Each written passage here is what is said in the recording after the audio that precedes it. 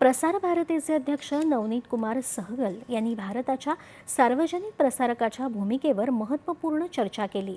International advertising association इंडियानं आयोजित केलेल्या एका भविष्यवेधी सत्रात नवनीत कुमार सहगल यांनी Prasar Bharati unlocking the potential या कार्यक्रमात भारताच्या सार्वजनिक प्रसारकासाठी एक महत्त्वाकांक्षी दृष्टिकोन मांडला. प्रसार भारती एक खूप जुनी प्रसिद्ध संस्था आहे. प्रसार भारतीला जनतेसोबत राहावं लागेल, त्यांचं मनोरंजन करावं लागेल, तसंच तथ्यात्मक आणि विश्वासार्ह माहिती पुरवावी लागेल असं ते म्हणाले. माहिती आणि मनोरंजनाचं संतुलन साधणं आणि त्याचवेळी व्यवहार्य राहणं हे आव्हानात्मक काम आहे असं सहगल यांनी सांगितलं. संस्थेच्या मुख्य ध्येयाशी प्रामाणिक राहून आधुनिकीकरण करण्याची गरज त्यांनी व्यक्त केली.